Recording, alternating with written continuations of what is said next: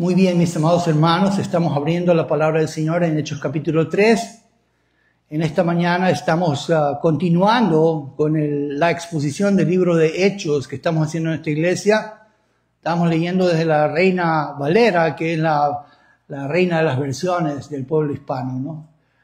Y es una versión amada. Pero si usted tiene otra versión, no hay problema, solamente síganos. Y aquí estamos viendo en el capítulo 3, pues lo que dice que está la curación de un cojo y vemos a Pedro y Juan. ¿Se acuerdan que se nos dice en el versículo 42 del capítulo 2 que la iglesia nueva que ha comenzado perseveraba en la doctrina de los apóstoles, en la comunión unos con otros, el partimiento del pan y las oraciones? Y también se nos ha dicho que había muchas maravillas y señales que eran hechas por los apóstoles. Aquí vamos a ver algo portentoso esta mañana, ¿ok? Este pasaje es tremendo. Pues aquí se nos dice que Pedro y Juan suben juntos al templo a la hora novena de la oración. Eso es a las 3 de la tarde. Como ya leímos en Salmo 55, 17, ¿se acuerdan? Esta mañana, pues había una oración en la mañana que hacía el pueblo judío, había una oración en la tarde, había una oración en la noche realmente. Esa oración en la mañana, Saharit, esa oración todavía la hace el pueblo judío, y Saharit va desde la mañana hasta al amanecer, ¿no?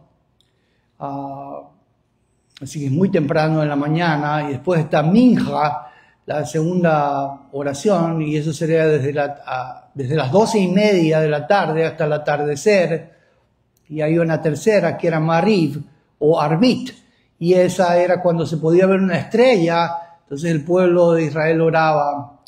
Estas oraciones se hacían en el templo. Hoy día los judíos las hacen en las casas o en las sinagogas.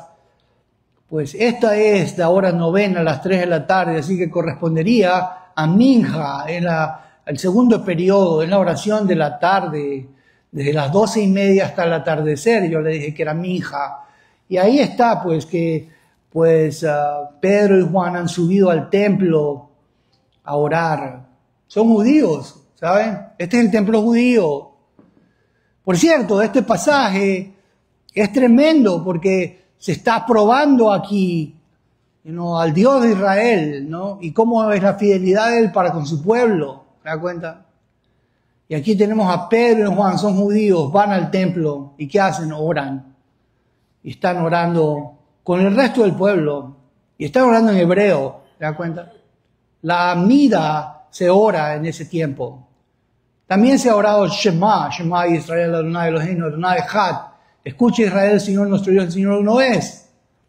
Pero aquí, pues tenemos que ellos han subido al templo en las 3 de la tarde, están haciendo oraciones al Dios de Israel, y dice que era traído un hombre cojo de nacimiento. Por cierto, dice que era traído, era su familia la que lo traía, ¿se da cuenta?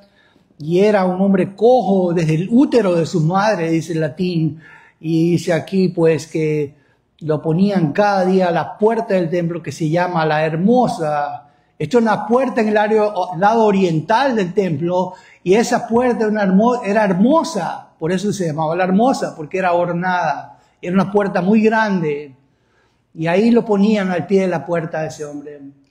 ¿Y para qué lo ponían? Para recoger limosna, ¿no? Esa palabra limosna yo ya le he dicho que no es que son 4 reales o 2 centavos que usted le daba, ¿no? Era una donación de misericordia. El lemosine es la palabra griega, sedaka en hebreo, ¿no? Y pues quiero decirle una cosa. Había una costumbre, el Talmud decía que la limosna realmente libraba de la ira de Dios, libraba de la muerte y purgaba el pecado. Era una donación de misericordia, podía apaciguar la ira de Dios. El pueblo de Israel sigue pensando de estas cosas, ¿saben? Ahora mismo que fue Rosh Hashanah, Yom HaToruah, la fiesta de las trompetas, la fiesta del año nuevo judío, que sucedió el miércoles de la semana pasada, si no me equivoco, fue el septiembre, o el martes, ¿no? Septiembre 22 al 24, pues dice que el pueblo hace teshuvá, hace tefilá y hace sedaka. Teshuvá significa arrepentimiento. Pues también hace tefilá, que son oraciones, son este tipo de oraciones, ¿no? Confesando, pidiéndole a Dios misericordia, perdón, ¿no? Y después hace sedaka. Sedaka es que se da una ofrenda de misericordia para los pobres. De hecho, todo judío tiene en su casa una cajita y en todo Shabbat se le enseña a los niños a que pongan una ofrenda en esa cajita, y es una cajita de sedaka. Dígalo conmigo, sedaka. Sedaka significa una ofrenda de misericordia. Es un acto de justicia realmente, donde viene la palabra justicia. Algo justo era darle al pobre, porque la ley decía que había que darle a los pobres. ¿Se da cuenta? Vea lo que dice el libro conmigo de Deuteronomio, capítulo 15, versículo 11. Deuteronomio 15, 11. Y dice así, versículo 11 del Deuteronomio: porque no faltarán menesterosos, ebiones, la palabra, pobres, en medio de la tierra. Por eso yo te mando, eso es Jehová, Adonai hablando, diciendo, Tifta et yadeja leajija, y abrirás tu mano a tu hermano, a Mineja, al pobre. La palabra es afligido, humillado, abajado, necesitado. Ve levioneja, ve arceja, y al menesteroso en tu tierra, es decir, al pobre. Se da cuenta, el Señor decía que había que darle y compartirle, ¿qué cosa? Al pobre, ¿se da cuenta? Al necesitado, al humillado. ¿Qué era este cojo de nacimiento? Un hombre necesitado, ¿se da cuenta? Era un hombre pobre. Y por cierto, note lo que dice aquí, ¿no? Pero dice, volvamos a Hechos capítulo 3, dice que lo ponían para que pidiese limosna a los que entraban en el templo. Y cuando oyó a Pedro y Juan que iban a entrar en el templo, les rogaba que le diesen limosna. La Midrash dice así, que el dar limosna hace ver la cara de Dios. ¿Se da cuenta? Así que este hombre sabe que al pedirle a los que entran al templo a adorar limosna, hay una coerción, porque le está diciendo, acuérdate lo que dice la ley, acuérdate lo que dice el libro de Salmos, acuérdate lo que dice la tradición judía, que si le das al pobre, Dios te va a dar a ti también. ¿Se dan cuenta? Y por eso él está extendiendo su mano para que ellos le den esta donación de misericordia. Pero quiero decirle algo importante, porque la Escritura nos dice que no es necesariamente la limosna o la ofrenda de misericordia al pobre la que te va a librar de la ira. ¿Se da cuenta? Y no es que diga que está mal, yo creo que está bien. ¿Se da cuenta? Pero necesitas algo más para presentarte delante de Dios. Necesitas algo más para que Dios te justifique. Necesitas algo más para que Dios te libre de su ira. ¿Se da cuenta? Vean lo que dice el libro de Primera de Tesalonicenses, capítulo 1, versículo 10. Primera de Tesalonicenses 1, 10. Dice así. Dice, y de esperar de los cielos a su Hijo Jesús, al cual resucitó de los muertos, a Jesús, que nos libra de la ira venidera. ¿Quién es el que te libra de la ira venidera de Dios? Jesús. ¿Quién? Jesús te libra de la ira venidera. Vean lo que dice el libro ahí mismo, en ese capítulo 5, versículo 9, en Primera de Tesalonicenses. Dice, porque no nos ha puesto Dios para ira, sino para alcanzar salvación por medio de nuestro Señor Jesucristo. ¿Cómo es que te libras de la ira venidera? No es solamente por haciendo teshuva, arrepentimiento, tefila, oración y sedaka, obras de misericordia para el pobre. Es que necesitas a Cristo. ¿A quién necesitas? A Jesucristo. Porque dice que por medio de nuestro Señor Jesucristo es que Dios te va a dar salvación. Amén. Y te va a librar de su ira. ¿Cómo te libras de la ira entonces? ¿Cómo? ¿Por medio de quién? De Jesucristo. ¿Se dan cuenta? Vean lo que dice el libro de Hebreos capítulo 5, capítulo 10, ¿no? Dice el versículo 8, diciendo primero, sacrificio de ofrenda y holocausto y expiaciones por el pecado no quisiste ni le agradaron. Versículo 5, por lo cual entrando en el mundo, dice, sacrificio de ofrenda no quisiste, mas me preparaste el cuerpo. ¿Cuerpo de quién es? El cuerpo de Cristo. ¿Se da cuenta? Dios no te va a justificar por tus ofrendas. No te va a justificar por sedaca, por esas ofrendas de misericordia. Ha preparado un cuerpo, era el cuerpo del Mesías. Por eso dice el versículo 10, en esa voluntad somos santificados mediante la ofrenda del cuerpo de Jesucristo, hecha una vez para siempre. ¿Cómo es que somos santificados delante de Dios? Por medio de la ofrenda del cuerpo de Jesucristo. Sin Jesucristo, hermanos, no hay nada. ¿Se dan cuenta? Sin el Mesías Jesús, no hay nada. Dios no se va a complacer de lo que le des. ¿Se dan cuenta? No es sedaca, tefila y shubá. Shubá, el arrepentimiento, y eso es lo que le falta al pueblo de Israel. Por eso tenemos que orar. Amén. Ahora van a orar en Yom Kippur para que Dios tenga misericordia. Porque se cree que Yom Hadin, el día del juicio, comenzó en Rosh Hashanah, que fue el martes 22, y en ese día Dios escribe la sentencia para cada persona, si va a vivir o va a morir, si va a ser pobre o va a ser rico, si va a ser sano o va a ser enfermo en el próximo año. Y ellos entonces se dedican a hacer teshuva, arrepentimiento, sedaka, como ya dije, ofrendas de misericordia, tefila, oraciones, Pero falta un ingrediente. ¿Cuál es ese ingrediente? ¿Sabe cuál es ese ingrediente?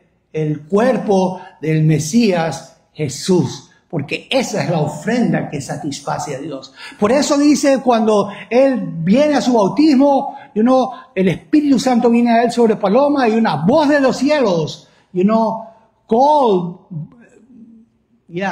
back, que se decía que era una voz que hablaba desde el cielo, de la voz de Dios. Y decía, este es mi Hijo amado en el que tengo complacencia. Lo mismo pasó en la transfiguración. Dios habló desde los cielos, desde la nube de gloria, Kabod Adonai, y Él dijo, este es mi Hijo amado en el que tengo mi complacencia. Dios se complace en una sola ofrenda. ¿Sabe cuál es la ofrenda del cuerpo de Jesucristo? Amén. Y dijo, versículo 12, dice, pero Cristo habiendo ofrecido una vez para siempre un solo sacrificio por los pecados, se ha sentado a la diestra de Dios. Amén. Wow, tremendo. Pero este hombre todavía no tiene esa revelación. ¿Y sabe lo que está pasando? El hombre pide una limosna, pide una ofrenda de misericordia. Y esa es la tradición del pueblo, dar ofrendas de misericordia. Pero dice el versículo 4, pero Pedro con Juan, fijando en él los ojos, le dijo, míranos. Entonces él estuvo atento, esperando recibir algo de ellos. Mas Pedro dijo, no tengo plata ni oro, pero lo que tengo te doy. En el nombre de Jesucristo de Nazaret, levántate y anda. ¿Qué es lo que tiene Pedro y qué es lo que tiene Juan? El hombre esperaba que le dieran plata, oro. Pero ¿sabe qué? Pues no, ellos tenían el testimonio de Dios. Amén. ¿Sabe que Dios había venido? ¿Se acuerda que vino con el Espíritu Santo? Y les había dicho ahí, vea versículos anteriores, pero dice que iba a haber grandes señales.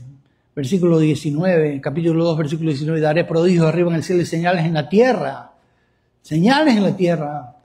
Y era el Espíritu Santo, era Dios testificando que Jesús era verdaderamente el Mesías. Y este era el testimonio de Dios. ¿Qué era lo que tenía Pablo o Pedro y Juan en este momento? ¿Qué era lo que tenía? Era el testimonio de Dios. Oiga, ¿qué tiene usted en su mano? ¿Sabe lo que tiene en su mano? ¿Qué tiene en su mano? El testimonio de Dios. Amén. Este es el testimonio de Dios. Vean lo que dice Hebreos capítulo 2, versículo 4. Y ahí vamos a ver algo. Vamos para Hebreos 2, 4. Dice que testificando Dios juntamente con ellos, esos son los apóstoles, sine epimartirontos, dice, o sea, que conjuntamente con ellos Dios daba testimonio con señales y prodigios y diversos milagros y repartimientos del Espíritu Santo. Entonces, mire, esa es una cosa que quiero que usted entienda, porque sigo diciendo Pablo, ¿no? Pablo también hizo lo mismo después. Pero aquí está Pedro y está Juan, ¿se da cuenta? ¿Y quién está testificando con ellos? Dios. ¿Quién está testificando con ellos? Dios. Es Dios mismo el que está dando la evidencia en una corte. ¿Y sabe cuál va a ser esa evidencia? Que Dios los acompaña a ellos con milagros, señales y prodigios y diversos milagros y repartimientos del Espíritu Santo. Esto va a ser una obra de verdad. Este va a ser un milagro de verdad. No un milagro de esos falsos como esos que andan diciendo por ahí alguno que me dolía la cabeza y ya no me duele. No. Aquí vamos a ver un milagro de verdad. Mira lo que va a pasar. Dice que versículo 7, capítulo 3, versículo 7 de Hechos, volvemos allá. Y ellos le dijeron, no, lo que tengo te doy. ¿Qué es lo que tiene? ¿Qué es lo que tiene Juan? ¿Qué es lo que tiene Pedro? El testimonio de Dios. Amén. Y es que Dios va a testificar con ellos, pero va a ser una obra tremenda que solamente puede hacer Dios. ¿Se da cuenta? Y yo le he dicho que esos son como unas credenciales. Y digo así, ¿no? Que tomándole por la mano derecha, él levantó y al momento, dígalo conmigo, al momento. ¿Cuándo fue? Al momento. La palabra es que es inmediatamente, para crema es la palabra. E inmediatamente. ¿Sabe que yo he visto a todos estos sanadores falsos que andan por ahí, ¿no? Que le dicen ahí a la persona, ¿no? Bueno, todavía no caminas, dice, pero aquí te voy a levantar, ¿no? Levántate. Y todavía tienes que creer, ¿no? Mira, y tienes que seguir dando ofrendas de rompimiento y no que la fe no se te vaya, porque el asunto es que si se te va, el asunto es que tú estás renunciando y maldiciendo la ofrenda primera que diste, y después si no te va a tocar dar otra ofrenda más de $1,000, o sea que ya van 2,000, y entonces para que entonces sea sano, pero la sanidad va a ser progresiva, es decir que ahorita no es que fuiste sano, sino que vas a ser sano la próxima semana, pero si no eres sano la próxima semana, el asunto es que capaz que maldeciste la ofrenda por la incredulidad, y entonces tienes que dar otra ofrenda para que entonces puedas abrir el caso nuevamente y entonces haya un rompimiento y así te tienen como el bobo, perdónenme, ¿no? Nosotros decimos en nuestro país el bobo de la yuca, ¿no? Es el cuento del gallo pelón, decía mi abuela, ¿se dan cuenta? Y da ofrenda de rompimiento la próxima semana y la próxima semana y la próxima semana y la próxima semana. Queridos, escúchenme, mira lo que dice aquí. Cuando viene el Dios de la Biblia y hace un milagro, ese milagro es inmediatamente. ¿Cómo fue? Inmediatamente. Y mira lo que pasó aquí. Dice aquí, tomando en la mano derecha al momento, inmediatamente se le afirmaron los pies y tobillos. Heterotesán, dice, que se le hicieron sólidos los pies y firmes los pies. Es un aoristo pasivo indicativo, que significa que fue un hecho puntual en el tiempo. O sea, en ese momento se le hicieron firmes los pies. Escúcheme, hermano, cuando yo estuve en el hospital, y se acuerda que estuve en coma, ¿se acuerda? Yo perdí toda movilidad de las manos, de los pies. Y a mí cuando me pararon de esa silla para que yo pueda volver a aprender a caminar, porque tuve que volver a tener una terapia por caminar, fue horrible, porque las piernas no me coordinaban, no sabía para dónde moverme, tenían que agarrar con un cinturón. Ahí está mi esposa y mis hijos que no me van a mentir, ¿se dan cuenta? Y yo no sabía para dónde agarrar, y me dolía pararme, me dolía sentarme y no sabía cómo mover. Era todo un desastre. Agarraba el teléfono con las manos para ver los mensajes que me daban los hermanos y se me caía encima de la cara. ¿Se dan cuenta? El mensaje, el teléfono. Pero ¿sabe una cosa? Aquí dice que este hombre no pasó terapia. Fue inmediatamente. ¿Cómo fue? Inmediatamente. Se le afirmaron los pies y los tobillos. Versículo 8. Y saltando se puso en pie y anduvo, dice así. Un presente imperfecto que habla de una nación en proceso, y anduvo y entró con ellos en el templo, andando y saltando y alabando a Dios. No había terapia, ¿se dan cuenta? No hubo varios días que vino el terapeuta para darle un andador para que usted aprendiera a caminar de nuevo. Yo tuve que aprender a caminar de nuevo, ¿no? Y por mucho tiempo no podía ni caminar, ¿no? Pero este hombre caminó inmediatamente. Y versículo 9 dice, todo el pueblo le vio andar y alabar a Dios, y le reconocían que era el que se sentaba a pedir la limosna a la puerta del templo hermosa, y se llenaban de asombro, tambos, y dice, cae extasios, es decir, que hubo un terror y hubo un éxtasis, y la impresión les dejaba confundidos con un lapso, espanto, dice aquí, por lo que había sucedido. Dígalo conmigo, había sucedido. ¿Cómo hacía? Había sucedido. Esto sucedió de verdad, ¿se da cuenta? Y aquí la palabra es que es una acción pasada con resultados en el presente. ¿Se da cuenta? Y teniendo asidos a Pedro y a Juan, el cojo que había sido sanado, todo el pueblo atónito concurrió a ellos al pórtico que se llama de Salomón. Este es el pórtico donde Jesús había caminado.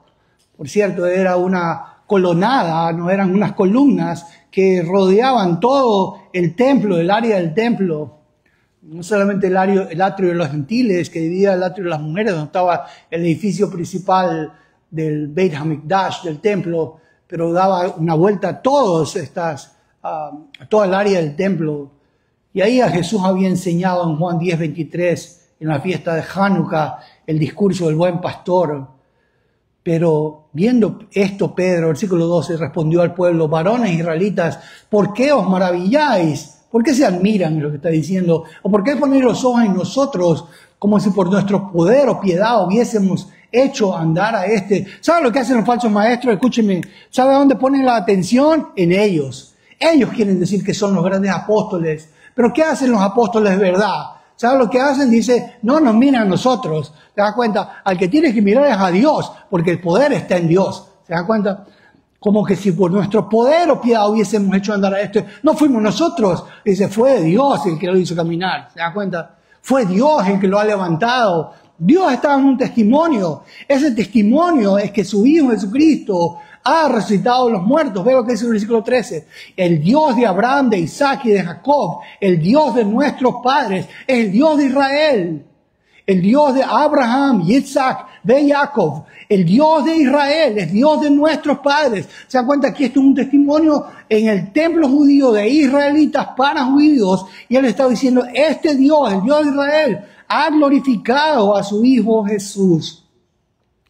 Eso es que lo ha levantado de los muertos. Por cierto, esa palabra hijo es la palabra tonpaida, que también fue traducida siervo. En Isaías 52:13 se habla de que Dios tiene un siervo, es el siervo de Jehová. ¿Se dan cuenta? En otras palabras está diciendo que Él, Jesús, es no solamente el Hijo de Dios, pero es el siervo escogido de Jehová. Por cierto, el pueblo de Israel habla del siervo sufriente y el siervo reinante, ¿no? En la tradición judía, Mesías ben Yosef es el siervo sufriente. Pero hay también un siervo reinante. Y dice que Dios lo ha exaltado, lo ha resucitado a su Hijo Jesús, a quien vosotros entregasteis y negasteis delante de Pilato. Mira lo que está haciendo. ¿Qué hace Pedro? ¿Los deja ir nomás? Dice, todos ustedes, viste, Dios los ama, Dios los quiere. No. Antes de que venga el perdón, tiene que haber ¿qué cosa? Reconocimiento del pecado. ¿Se dan cuenta? Por eso le dice, ustedes lo negaron, lo entregaron, lo negaron delante de Pilato, el cual había resuelto poner en libertad. Y dice aquí, mas vosotros negasteis al santo y al justo y pediste que se os diese un homicida y matasteis al autor de la vida, a quien Dios ha resucitado de los muertos, de lo cual nosotros somos testigos. ¡Wow! Tremendo eso, ¿no? Les está poniendo el dedo en la llaga, le dice, ustedes lo negaron al Mesías. Por cierto, la palabra santo aparece en el libro de Salmos, capítulo 89, versículo 18. Salmo 89, 18. Vamos para allá.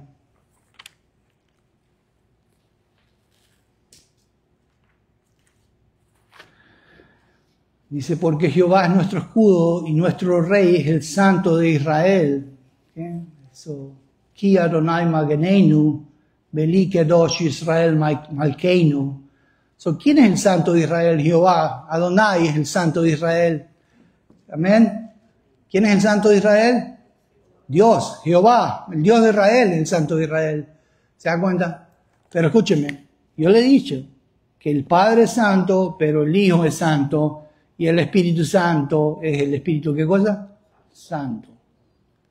El Padre es justo, el Hijo es justo, el Espíritu Santo es justo. El Padre es omnipresente, el Hijo es omnipresente, el Espíritu Santo es omnipresente. El Padre es omnipotente, el Hijo es omnipotente, el Espíritu Santo es ¿qué cosa? Omnipotente, la misma naturaleza y la misma esencia. Por eso le dice que Él es el Santo. ¿Se dan cuenta? Y ellos habían negado al Santo y al justo, Tzadik. Por cierto, Él es el justo por los injustos para llevarnos a Dios. Y quiero dejarnos aquí, ¿no? Pero quiero que usted entienda esto, ¿no? Vea lo que dice el versículo 14. Mas vosotros negasteis al santo y al justo. Y pedisteis que se os diera un homicida. ¿Cómo se llamaba ese homicida? ¿Se acuerda? ¿Cuál era ese homicida? ¿Se acuerda? Barrabás. ¿Quién era? Barrabás. Pilato, escúcheme esto, tenía una tradición anual. Y es que perdonaban a un preso, así como el presidente aquí en América perdona al pavo para Thanksgiving, ¿no? Pues en Israel el gobernador tenía la potestad de perdonar un preso, ¿no? Pero en este caso, pues viene Pilato delante del pueblo y le dice, ¿a quién quieren que les suelte? ¿No?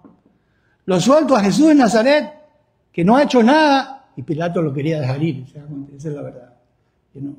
O les doy a Barrabás, ¿no? Que era un homicida, y todo el mundo lo conocía, que era un criminal y un asaltante, ¿no? y un asesino, ¿se da cuenta? ¿Y sabe lo que dijo el pueblo? Dice, suéltanos a Barrabás, ¿se da cuenta? Suéltanos a Barrabás. Por eso dice aquí que ustedes pidieron que se os diese un homicida, y matasteis al autor de la vida, es el iniciador de la vida, Arquegon, que significa aquel que le da origen, inicio, principio a la resurrección de los muertos. ¿No? Jesús es el que comienza con la resurrección de los muertos, ¿sabe? Porque Él resucita y ahora nos ha abierto la puerta de la resurrección venidera, amén. Por eso tenemos una esperanza en la resurrección física venidera, amén. ¿Cuántos creen en esa resurrección? Un día vamos a tener cuerpos glorificados. Cuando regrese el Señor, dice que unos van a resucitar para la vida y otros van a resucitar para confusión perpetua. Es decir, es el libro de Daniel, que unos van a ser resucitados del polvo y entonces unos van a entrar a la vida con Él, esa es la resurrección de los muertos, y otros van a ser resucitados pero para confusión perpetua. Pero quiero terminar diciendo así, mira, ¿sabes lo que significa la palabra Barrabás? Podría tener esta connotación. Bar-Abás, que significa Bar es un hijo, como de donde viene la palabra Bar Mitzvah, ¿no? Pues Bar es un hijo y Abba es padre. Es el hijo del padre. Eso es lo que significa el nombre de este homicida. Bar-Abás, ¿no? Bar-Abás. Escúcheme. Aquí hay un mensaje. ¿Sabe qué es? Y es que el justo es entregado para que muera por el injusto. ¿Sabe? Y quiero decirle una cosa. Cuando yo lo veo a Barrabás, yo pienso así. Pero yo soy ese homicida, ¿sabe? Yo no soy el justo. Yo soy ese homicida. Igual, pecador, culpable. Porque todos han pecado y están destituidos en la gloria de Dios. ¿Cuántas veces hemos roto la ley de Dios? ¿Se dan cuenta? Cuando estábamos en el mundo, muertos en nuestros delitos y pecados, esclavos de nuestras pasiones, siguiendo al diablo, cuántas cosas malas nos hicimos que merecían el justo juicio de Dios, la paga del pecado es la muerte. ¿Se dan cuenta? Pero ¿saben lo que hizo Dios? Lo que hizo Dios es que le entregó al justo, ¿se dan cuenta? Por los injustos, para llevarnos a Dios, ¿se dan cuenta? ¿Cómo lo vamos a rechazar a Dios? Por eso es que negar a Jesucristo es un pecado horrible, porque Jesucristo es el Hijo de Dios, es el siervo de Dios. ¿Usted entregaría a su hijo para que muera por un homicida? ¿Lo entregaría? Usted entregaría y negaría a su propio hijo. Quiero que piense esto es lo que le estoy diciendo. Usted negaría a su hijo, lo entregaría para que muera por un traidor y por un homicida. ¿Lo entregaría o no? Pero Dios lo entregó por nosotros. ¿Se da cuenta? Y nos lo ofrece hoy día. ¿Se da cuenta? Y dice, mira, aquí está el sacrificio de mi hijo. Lo voy a juzgar a él para no juzgarte a ti. ¿Se da cuenta? Tú eres el homicida. ¿Se da cuenta? Pero voy a mirarte a ti como que si fueras mi hijo, que es justo y santo, y a ti te voy a dejar libre. ¿Se da cuenta? ¿Cómo le vamos a despreciar eso a Dios? Y si lo desprecias a Dios, entonces debes estar dispuesto a sufrir las consecuencias. Porque Dios dice así, mire, el fuego consumidor y horrenda cosa es caer en las manos del Dios viviente. ¿Se da cuenta? Pero nosotros no somos los que lo negamos, nosotros somos los que lo recibimos, lo amamos y lo servimos. Amén. Padre, gracias, Señor, por tu ofrenda en el cuerpo de Jesucristo, que ha sido dado una vez para siempre por nosotros. Ayúdanos, Señor, a vivir en esa ofrenda. Gracias porque Jesucristo murió por nuestros pecados, el justo por los injustos, para llevarnos a Dios. Ayúdanos a proclamarlo, Señor. Gracias porque tú eres el Dios real, que todavía hace obras portentosas, Señor. Te pedimos por la salvación de nuestros seres queridos. En el nombre de Cristo que oramos, Señor. Amén.